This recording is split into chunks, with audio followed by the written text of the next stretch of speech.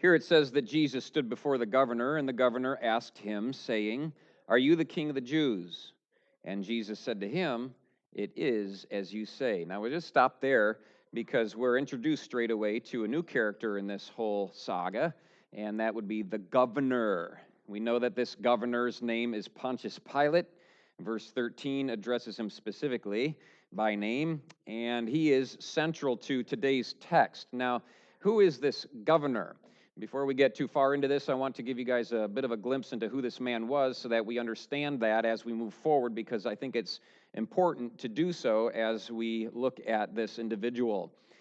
This governor, Pontius Pilate, had a nice house on the Mediterranean coast, but at this point in his office, he would have been stationed in Jerusalem. Okay, so he's out of town.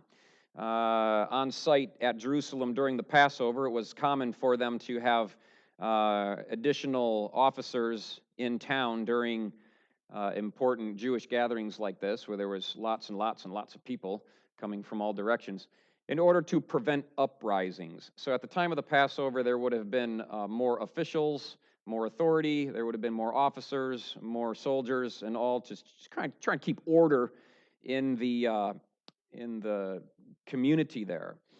Now, if you read the Gospels, if you're familiar with what Matthew, Mark, and Luke have to say about this man, you know that it seems as if they're presenting him as a kind of a passive man, or, sure, he was a Roman, but he seems rather considerate to the Jewish people, eager to please them, as it seems when we read the text. But really, there was nothing of the sort. There was between Pontius Pilate and others, but particularly the governor here in view, there was a mutual hatred between the governor and the Roman people. Between the governor and the Jewish people. Pilate was Roman to the core. He was a nationalist. He was a very much a patriot to his own country and countrymen. And so he didn't like the Jews for multiple reasons, but he was known for being a man who would massacre them at the slightest hint of rebellion. Any excuse to exterminate some Jews was a good one for him. He was anti-Semitic is the term that we oftentimes use, but he was a terrorist, really, who would send his men into the crowds during great festivals and feasts like this, just to kill people who were obnoxious to him. So if he didn't like you, he'd send somebody in the crowd to knife you. First century Jewish philosopher, a man named Philo, he recorded a letter that had been circulated among the Roman leaders, speaking of Pilate particularly, describing him as, quote, an unbending and recklessly hard individual. The letter says that he was a man of notorious reputation, severe brutality, prejudice, savage violence, and murder. That's Pilate. So this is the governor that we're looking at here today. Elsewhere, he's described as a wolf, thirsty for Jewish blood. So he's just an opponent and an enemy of the Jewish people. So don't let what the Gospels seem to present him as fool you into believing that he was a decent guy. This was a man whose life was rife with sin. And now his reckless behavior had caught up with him. See, because you live a life of sin, you live a life of lawlessness and disobedience to your Creator, it's eventually going to catch up to you, which it did to him. And so as a result, his office was under investigation by Rome. So he had already started to increase the suspicions of his own authorities, and so they sent surveillance. He was being watched. And so you need to know that moving forward in the narrative today, because that plays into all of this. That's why, if anything, he's portrayed as kind of passive and compliant with the Jews. He's trying to suck up. He's trying to not get in trouble, so he's walking on eggshells, is what we might say. Last thing that he wants is to make trouble with his name attached to it. Because if there's any uprising, if there's any disturbance of the peace, if there's any controversy that happens under his watch at this festival, at this time, he's going to be reported back to his authorities. It's going to make its way all the way back up to the emperor, and he's going to lose his job, if not worse. So he's walking carefully here. That would explain the apparent change in his character, right?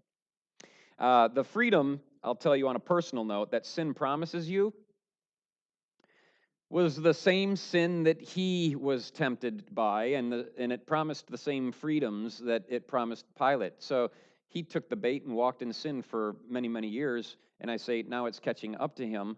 And I'll tell you personally that the freedom sin promises you always turns into bondage eventually. Always. Always.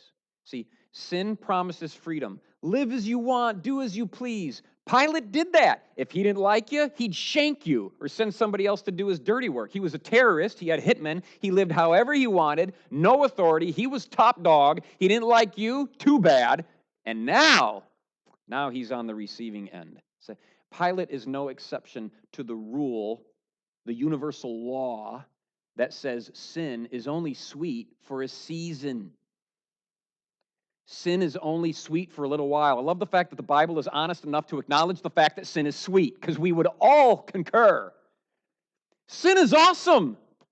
You ever heard a pastor say that? Love it. Love it. We all do. That's why we indulge. That's why we sin. And you and I both know as well as Scripture does that it's only good for a while. Sin is only sweet for a season. And in Duluth, we all know how seasons work. As soon as one arrives, it changes, right? Sweet for a season, except for winter. That's sour the whole way through. But like summer is sweet, but it eventually gets cold again. And such is the case. Such is the case with sin. You can only enjoy it for a little while until your season of choice changes on you. So here comes Pilate. And now Jesus is on trial. You remember now that he's facing a number of civil trials. The religious trials are over. The Jews found him guilty of blasphemy, but now they got to convince the Roman authorities that he's guilty of some infraction of their own laws so that they can get him killed, executed, because they couldn't do it themselves. They were under Roman occupation. The Jews couldn't kill people like they used to, and so now they got to get the Romans to somehow do it. So they bring Jesus before the governor who's in charge, has the authority to put Jesus to death or to let him live. And so they know where to go. And so they go to Pilate, and they're trying to get Pilate to do their dirty work. And Pilate now asks him, "Are you the king of the Jews? Are you the king of the Jews? Is it true what they're saying about you, that you're the king of the Jews?" So that was one of the accusations that the Jewish leaders had made against Jesus, to try and get him in hot water with the Roman authorities. Because if Jesus goes around saying that he's a king, he poses a threat to the emperor. He poses a threat to the Caesar. And so they're thinking, this is a really good plan. If we tell Pilate that he's been going around professing to be the king of the Jews, then that will hopefully be enough to count as treason, which no doubt they'll execute him for. And so that was one of the accusations they made against Jesus. But the high priests had presented Pilate with several charges against Jesus, all of which would have been of keen interest to the Roman government. There were several. This is just one of them. One of them would have been refusing to pay taxes. Okay, the Romans would have been really interested in that one. Really? He doesn't pay taxes? And he teaches others to not pay their taxes? This is trouble. We need to off him. Okay, so that was one of the charges they brought. Another one was planning a revolt, some kind of, he's an insurrectionist. He's gonna try and overtake you. He's gonna, political muscle, and then the third one was claiming to be a king. Now the first two, the taxes bit and planning a revolt, those held no water. They weren't true. Jesus did pay taxes. Jesus did pay taxes, and he taught his followers to pay taxes. We have record of that in Matthew chapter 17, okay? So if you're a Christian out there that just thinks that you can kind of sidestep the tax issue, just in case. I don't know if you're one of them. That doesn't fly. Jesus taught his people to pay taxes. Jesus himself paid taxes. The second one, as far as leading a revolt, Jesus never led a revolt. If anything, he stopped revolts from happening. He stopped his people from revolting. You remember one of them drew a sword and tried to cut off heads, right? And Jesus goes, "Put your sword away." He stopped it from happening. So those two things are just outrageous. But king? Being a king? That he couldn't deny. Because he is. He's not an insurrectionist. He's not a tax dodger. But he is a king. King of the Jews, indeed. In fact, not only was it true that Jesus was king of the Jews, Jesus was also king of the Germans, the Italians, the Koreans. He's king of the Koreans, North and South. He's king of the Japanese. Where are you? He's king of the world. He's king of the universe. And moreover, not only is he king of the world, he's the creator of it. But he wasn't asked that. He was simply asked, are you the king of the Jews? So he says, yes. Little did Pilate know, not only was he speaking face to face with the king of the Jews, he was speaking face to face with the creator of the universe. Now it's going to go on here and in verse 14 tell us that Pilate marveled greatly. I'll tell you that Pilate would have marveled even more greatly if he would have found out who he was actually talking to. King of the Jews, yes, it's true, but that's nothing compared to the truth of who Christ is. Had Pilate understood who Jesus really was, get this, he wouldn't have killed him. He wouldn't have killed him. Like if you kill the one who created the universe and sustains it, what happens to the universe? Have you ever thought of that? Okay, Jesus created the world. That includes people. That includes me. He holds the molecules of my body together. If I kill him, do I explode or implode or cease to exist? Do I melt? Do I vanish? Vapor? What happens? I better not do it. I better not kill the creator for fear of what will happen to the creation. Okay? King of the Jews? Yes.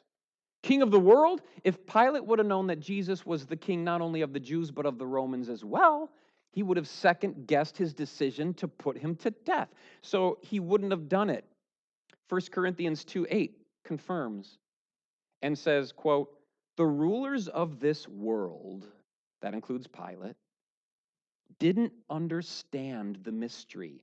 If they had, they would not have crucified Jesus. That's 1 Corinthians 2:8. They wouldn't have done it. So Pilate is clueless. He doesn't know who he's talking to, but he's getting glimpses. Are you the king of the Jews? Yes, I am. Okay, you know more about this carpenter than you did before. You know that he's more important than just making benches and tables and whatever the carpenters did back then.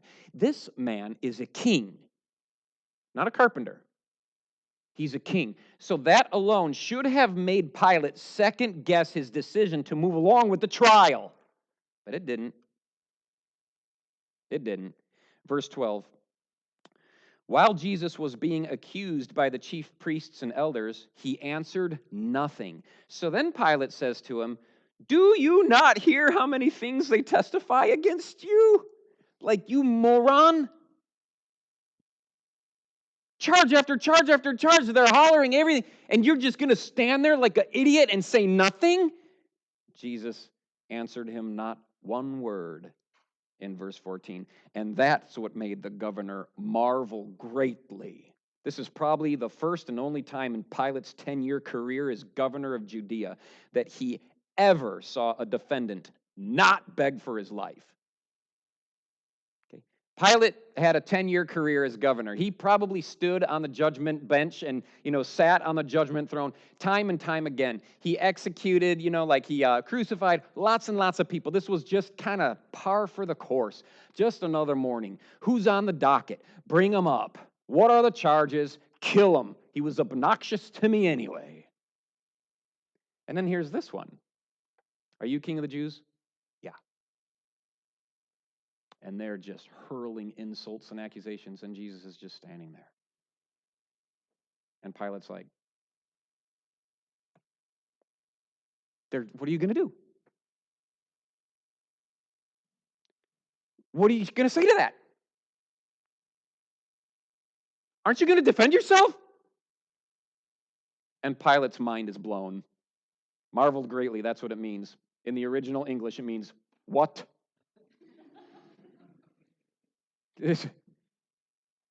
Pilate is dumbfounded. He's shocked. Most prisoners, you and I both know, would naturally, in a situation like this, be pleading their case. Wouldn't they? Defending their innocence, even if they're not innocent. That's what usually happens.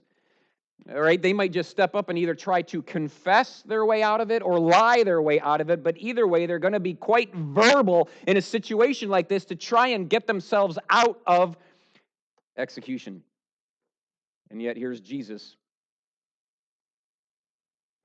silent, just stood there, and let them make all the accusations they wanted, make any and every claim against him without defending himself, in spite of the fact that his silence implied guilt, right? By being quiet, that almost is going to make him look even more guilty. I mean, come on. All of these charges, and you're not going to say anything? It's probably because they're true. It's probably because they're true. And so Jesus knows that it makes him look more guilty, but he embraced every false charge that fell upon him. And here's why.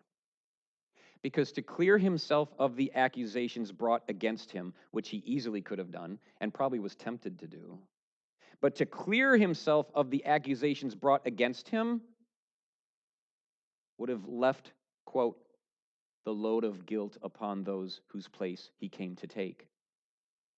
Because if he's not guilty, then who is? All of them. All of the people, all of the elders, all of the high priests, Caiaphas, Pilate, all of the people Jesus came to die for. So if he offloads the guilt, as he easily could have done, and probably was tempted to do, if he would have defended himself, the guilt would have shifted from him to them. And by implication, us. All of us. So why did Jesus remain silent? Because he loves you. And because he loves you. And you. And you. That's why he stayed quiet. He took your guilt. He took your guilt. He took Pilate's guilt, if Pilate will accept it. He took Caiaphas. He took everybody's guilt. Judas's, if he hasn't yet. He takes her guilt. That's what he does. So he just stands there. They sinned, and Jesus quietly took the blame for their sin. And he still does that same thing today, guys. Okay? So you can put any sin on Jesus that you want. He invites you to do so. You can accuse him of the very things that you are guilty of. Huh? Have you come into church this morning guilty of drunkenness? Guilty of drunkenness. Accuse Jesus of that. Throw it on him. You drunkard, he's a drunkard. Go ahead, you can. Are you guilty of fornication? You know what fornication is? That's premarital sex. Oops. Am I not supposed to talk about that? How many of us aren't guilty? Throw it on Jesus. He's a fornicator. He's a fornicator. He's a blasphemer. He's an adulterer. He's a drunkard. He's a liar. He's a cheat. Whatever you've done, you can throw it on Jesus, and he'll stand there silently and let you do it. He won't say a thing. He'll absorb your guilt, gladly accepting the responsibility for it, because that's what he came to do. So you and me are the ones this morning in the crowd hurling all the false accusations against him that are probably true of us. And he's silent. He's not going to defend himself, because that would be to shift the guilt to you, where it belongs, where it would rightly be, but no, he came to take the blame. Do you understand that? Jesus died for your guilt and mine. And so Jesus is quiet and Pilate is shocked. That's how this is unfolding for us this morning. Pilate doesn't know what to do about Jesus. You can imagine him kind of wringing his fingers and going, oh man, what do I do? He's never been in a situation like this, and he doesn't want the responsibility of it. Because you remember, he's under surveillance. If anything goes wrong during the festival, if anybody gets too worked up, if there's a riot, and now what's happening? A riot! So he wants to try and offload the responsibility onto somebody else. In the Gospel of Luke tells us that at this point, Pilate actually sent Jesus to Herod, King Herod. he found out that Jesus was from Galilee, and he's like, hey, that's out of my jurisdiction. You need to go to Herod. Woo! Done with that. And so he sends Jesus to Herod, and guess what happens there? Jesus won't say nothing. He's quiet there too. So Herod's like, get him out of here. And Pilate's like, no. Right? You're supposed to do something. But he won't. So then he comes back to Pilate. And so that's how the narrative unfolds. Pilate is a man, doesn't want to have to make a decision. He's kind of nervous for how this is going to unfold, and he doesn't want the responsibility. So he comes up with this brilliant plan in verse 15, because it says, at the feast, the governor was accustomed to releasing to the multitude one prisoner whom they wished. And so now he's remembering this custom that they have, and he's like, aha, here's my ticket out. Didn't work sending Jesus to Herod. He's back in my lap, but there's this thing where at every Passover I get to release a prisoner, no questions asked. Well, at that time in verse 16, it says that they had a notorious prisoner called Barabbas, or Barabbas, and therefore when they had gathered together, Pilate asked everybody, and he said, well, who do you want me to release to you, Barabbas or Jesus, who is called Christ? And the reason that he says, because he knew they handed Jesus over because of envy. He knew this was a sham trial. He knew this was just absolutely out of line, and so he's looking for a way out, well aware of the fact that the Jews are using him to do their dirty work. And so he takes advantage of this certain tradition that had been established, whereby they would just release a prisoner of the people's choosing. Again, no questions asked. And so he brings up another individual, a notorious prisoner named Barabbas. Matthew says, this is a notorious prisoner for a reason. Matthew says that Barabbas was notorious. John tells us in his gospel that this man was arrested for armed robbery. He was a robber. Luke tells us that he was convicted of murder. And Mark tells us that this man wasn't working alone. And so he was a ringleader of a sort of a mob of sorts, a mafia, where they would kill people in order to get their own work done. So very dangerous, very evil, very influential man, and very much a threat to society. And no clear-thinking individual would want a guy like this on the loose. He just kills people. Armed robbery. He's dangerous. He's got a rap sheet that's a mile long. You don't want a guy like this turned loose. And Pilate knows that. So he's like, I'm going to find the most notorious prisoner I can, and I'll offer that guy. Nobody wants him to be released.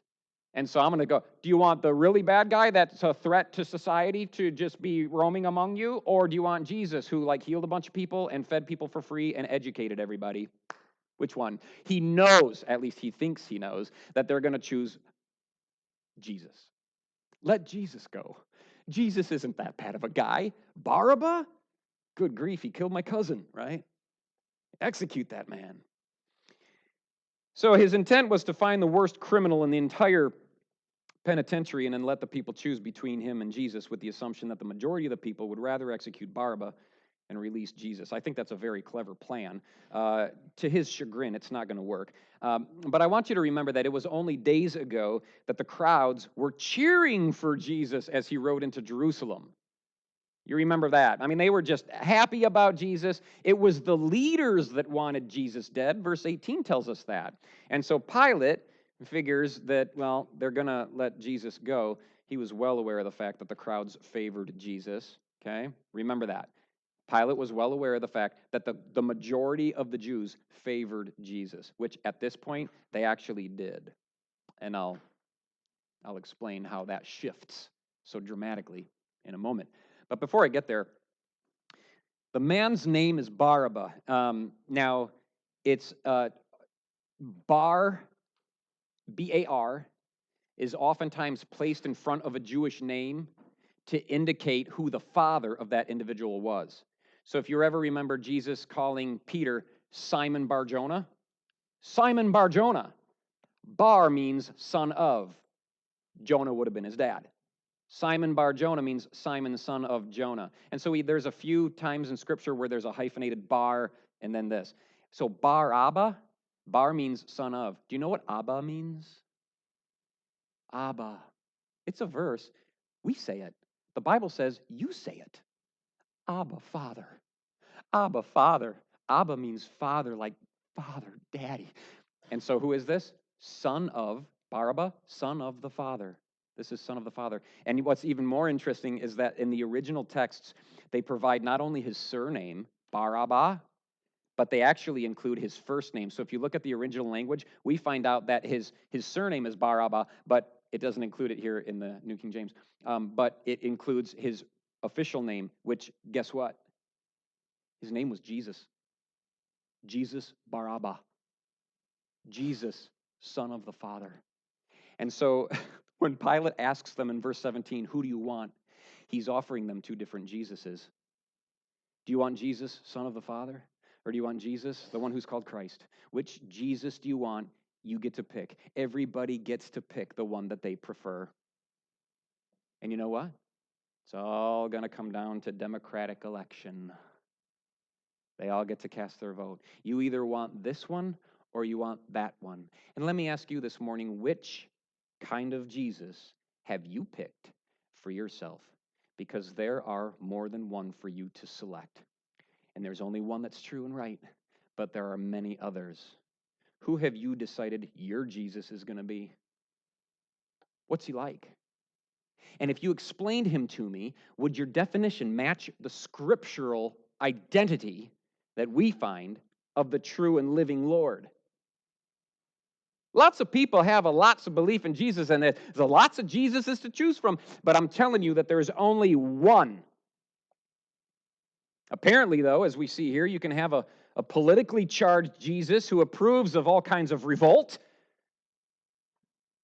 one who lives by the sword and answers to no one, not man, not God, not government. He just kind of is a self-made individual, and well, we like Jesuses like that, ones that don't answer to anybody and just kind of forge their own way. We like Barabbas. We like Jesus Barabbas. A Jesus who promises freedom, freedom, but eventually leads his followers into bondage, like Jesus Barabbas. Remember, he wasn't working alone. He's chained with a couple of others. We'll find out later. You want a Jesus who won't hesitate to steal, kill, and destroy in order to get done what he wants to get done? There are some Jesuses who do that, but last time I checked in my Bible, the devil is the one who came to steal, kill, and destroy. But hey, there's more than one Jesus, and you get to pick. So do you want Jesus Barabbas, or do you want Jesus who is the Christ? A Jesus who refuses to entangle himself in worldly affairs like politics. A Jesus who submits himself not only to God, but yes, to man and to government, as we see plainly here. Do you want to follow a Jesus who provides freedom to those who follow through the practice of volunteer slavery? Do you want a Jesus who allowed himself to be killed in order to accomplish what he came to do? Do you want a Jesus that appears to be rather passive, rather helpless? Do you want that Jesus who is called Christ? Or do you want a worldly Jesus, Barabbas? See, we get to pick, and unfortunately, people are just picking what they sort of want according to their own sinful desires. And that's what's going to happen here. It won't be but just a few more moments, and they'll all be shouting that, we want Barabbas, crucify Jesus. So anyway, I ask you this morning, which Jesus do you want?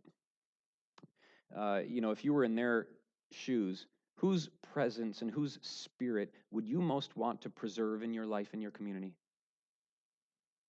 A hostile, violent, savage, murdering thief? Is that the spirit that you want to pervade your life? Or do you want one of humility and love and peace and joy? Which Jesus gets your vote? Which Jesus gets your allegiance? Which Jesus do you most admire? And that is a critical decision. It's a critical decision. And you think it'd be easy, don't you? I mean, come on. We all know the answer to it, don't we? I know which Jesus we should pick. It's the nice one. It's the meek and mild one. It's the one who died on a cross. That's the Jesus we should pick. That's not what I'm asking this morning. I'm not asking which Jesus you should pick. I'm asking which Jesus you did pick. Which Jesus have you chosen? Pilate is about to discover for himself that this is not an easy decision. He's about to discover for himself just how common it is for people to pick the wrong Jesus.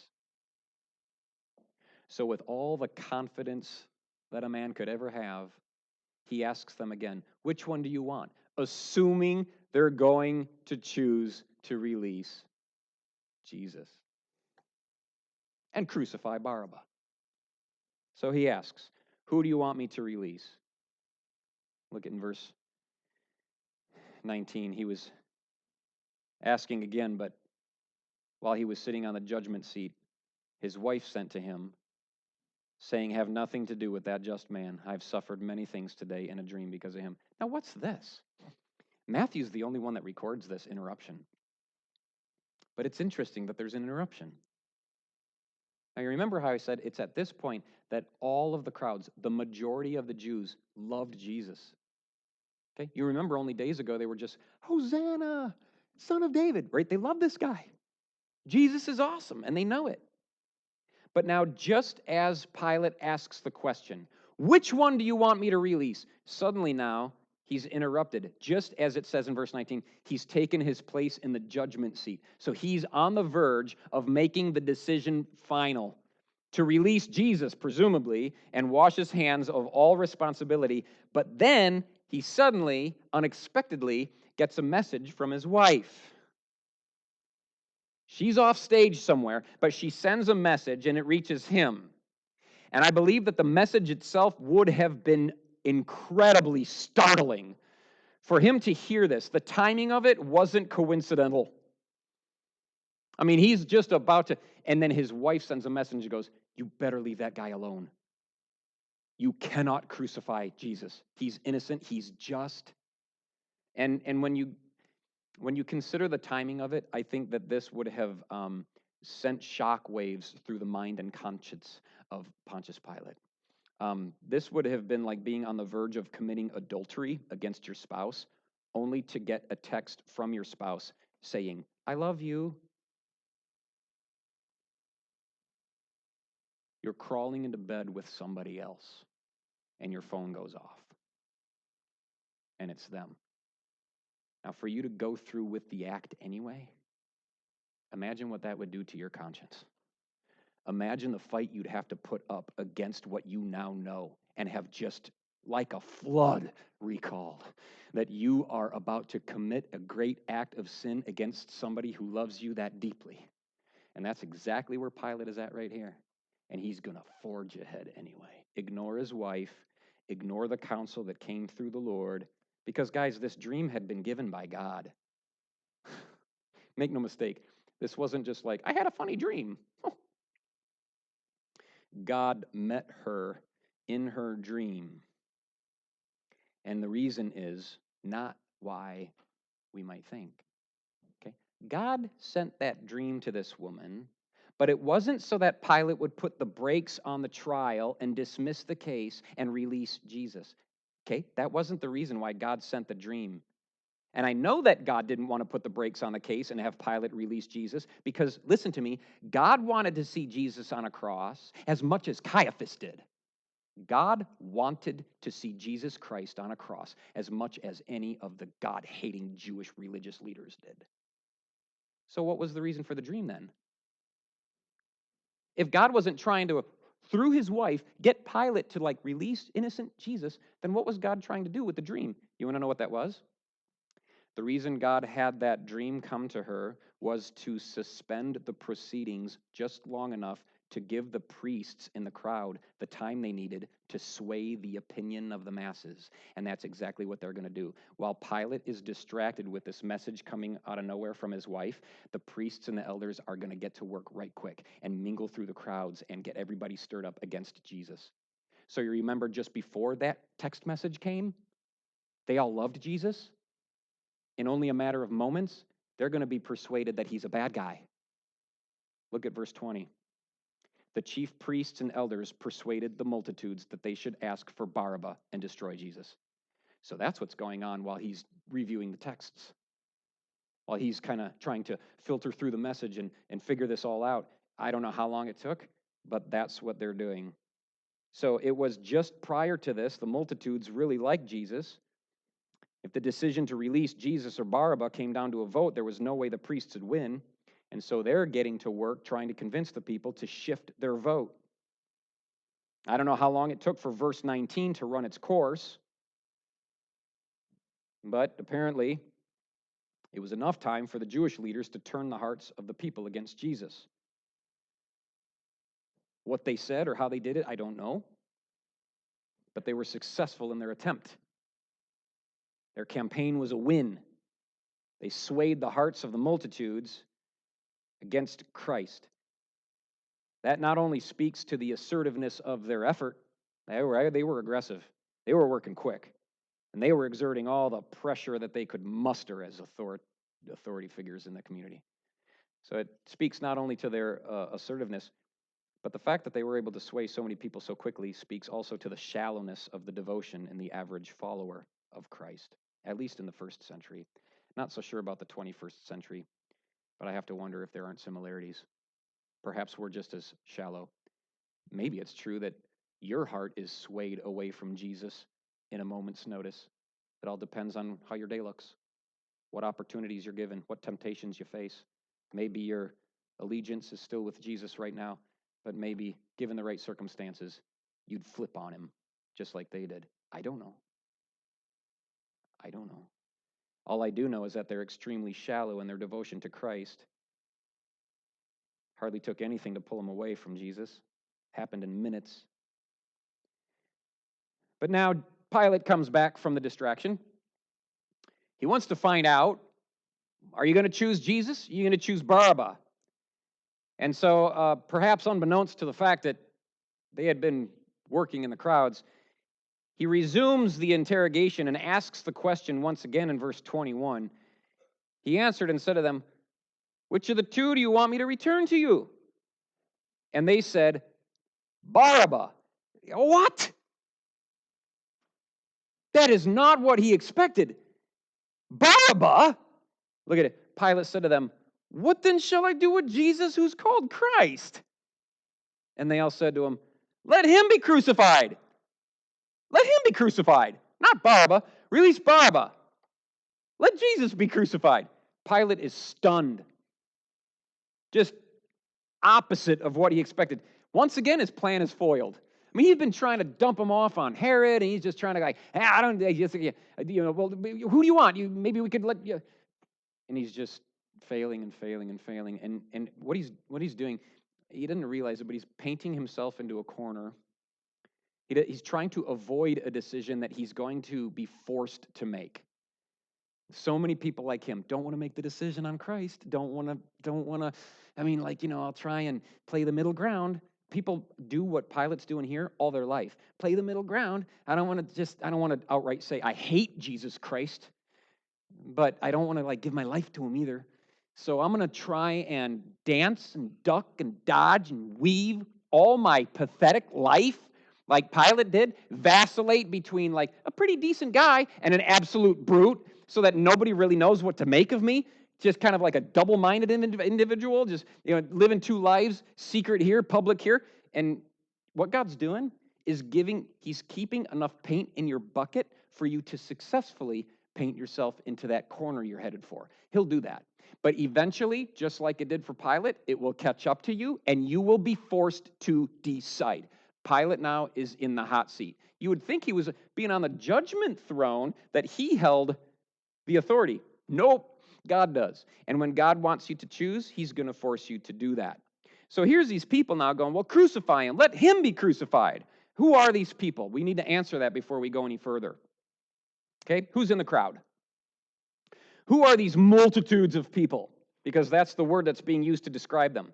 And I'll tell you that the word for multitudes that we read in verse 20 is the same word used to describe the people who got baptized by John in the Jordan River in Luke chapter 3. Same word. Same word.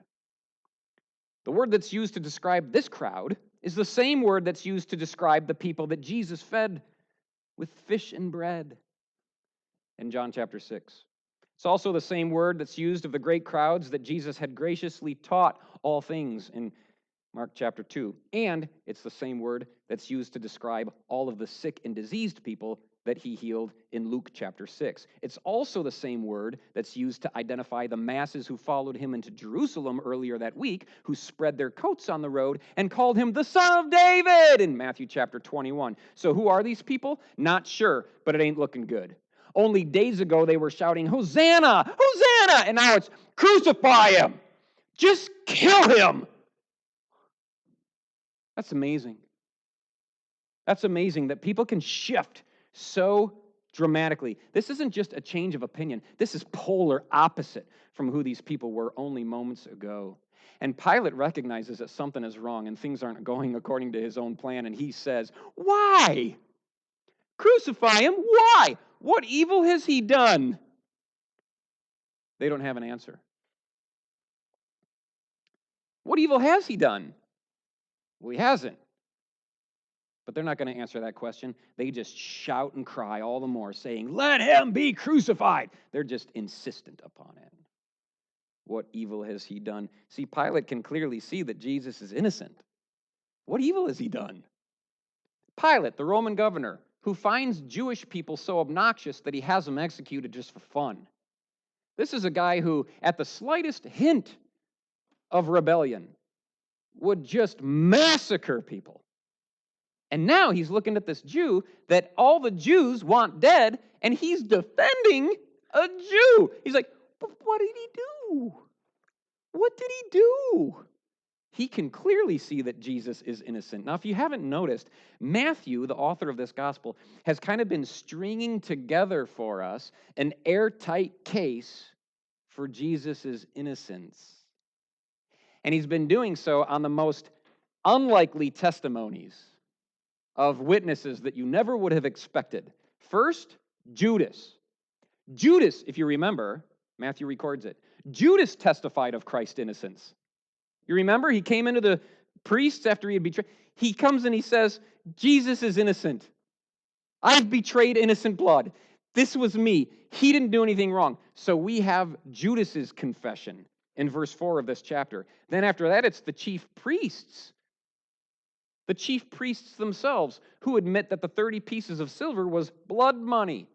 If you know what blood money is, that's an admission that Jesus was unjustly condemned. It was money paid to bribe a man into execution. And so you've got Judas, you've got the chief priests, and then in our text this morning, in verse 19, you even have the testimony of an unnamed wife of a Gentile governor testifying that Jesus was just, that he was innocent. And by the way, that's a conclusion she came to while she was unconscious.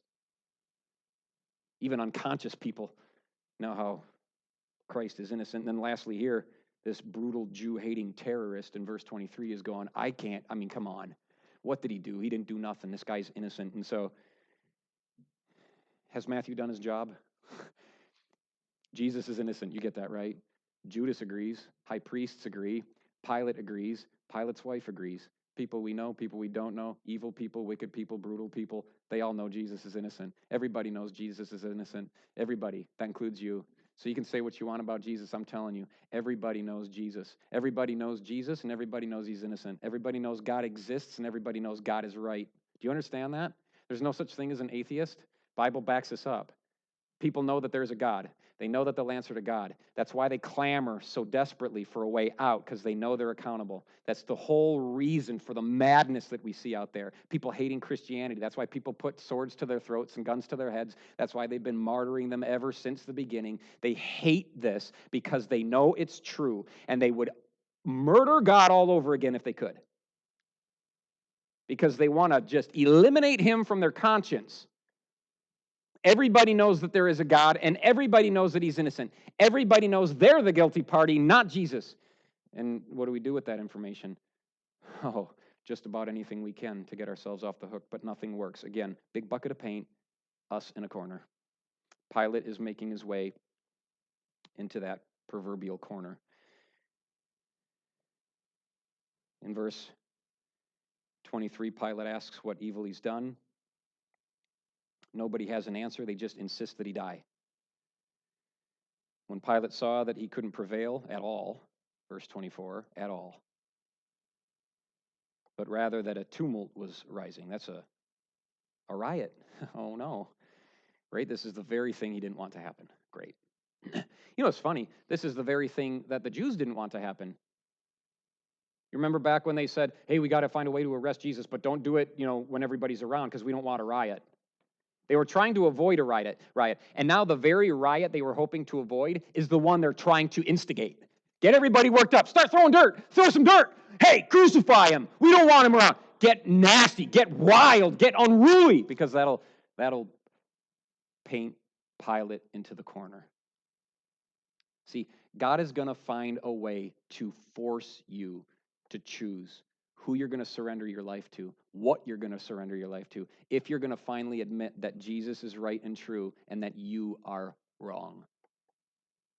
Everybody will be faced with that decision one day. So Pilate realizes he can't prevail. There's going to be a riot. So he took water and washed his hands. This is symbolic. He's trying to symbolically demonstrate before a number of witnesses here that the guilt isn't his. So he washed his hands before the multitude, saying, I'm innocent. I'm innocent. I didn't do this. You guys wanted it, not me. I'm innocent of the blood of this just person. You see to it. You know what the problem with that is? It takes more than water to wash the blood of Christ off of your hands. That's not how you get rid of it. You get rid of it by surrendering yourself to him, confessing your sin, and letting him wash the blood off of you. Pilate is making a big mistake here, thinking that a little bit of a religious ritual, perhaps even borrowing from Jewish traditions, wash my hands and just kind of, oh, there we go. It says in their own law books in Deuteronomy that if you do this, then you're not in trouble. And Pilate's going, I'm not in trouble. God sees. I'm washing my hands in your pure water, so we're good. But it doesn't work like that. Nevertheless, verse 25, all the people answered and said, no problem.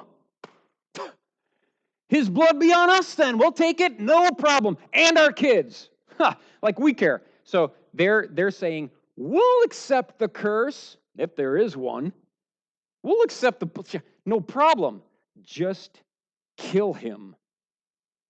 So Pilate released Barabbas to them, and when he had scourged Jesus, he delivered him to be crucified. He made up his mind. Everyone will. Was it the right decision? No. No, not for Pilate. Pilate shouldn't have done that. Not good. You can actually read history books and find out that Pilate was eventually, he did lose his job anyway. He lost his job. He was banished to a distant region, and he killed himself out there. So history tells us that he committed suicide. So let's just put it this way. Rejecting Jesus and pushing him away when you know that he's knocking on your door, that doesn't promote mental health. Okay? That doesn't promote mental health in a person. It's very unhealthy. You would say it's mentally ill. And it will lead to all kinds of symptoms. You will become symptomatic if you live your life like that. And you won't get better, not by yourself. This is something that your immune system can't take care of. You need to be cleansed. You need to be healed of your rejection of Christ. He's trying to wash his hands, keep clean, germ-free, little sanitizer. Not me. This is on you. He never asked for the responsibility of making that kind of a decision. But we don't either, do we? None of us ever asked for this. We were born. We came into this world. Nobody asked our permission. Your mom and your dad just did it. And here you are. And now you're faced with a decision. You're an adult now. Pilate never asked for this responsibility, and neither do we. But it's a decision that you'll make. It's a critical decision about Christ that each of us is faced with. Oh, how we wish we could avoid the decision. Some of us trying everything we can to postpone making that decision, like Pilate did. But the Bible that we're all familiar with, the Bible that probably most of you have in your lap, if not on your phone, your Bible says you need to pick. Choose today who you're going to serve. And if it's unappealing for you to serve Jesus Christ, then decide who it'll be. Do you want Jesus the Christ? Or do you want Jesus Barabbas? Some other version of Jesus. There's plenty. Our culture has been pumping out false Jesus Christs since the church began in the first century. There's lots of false Jesuses for you. And perhaps you've been following a false Jesus, one that you kind of patched together in your own mind. I like this attribute, I would like this attribute, and that's the kinds of things I would like in a Jesus if I'm going to follow him. And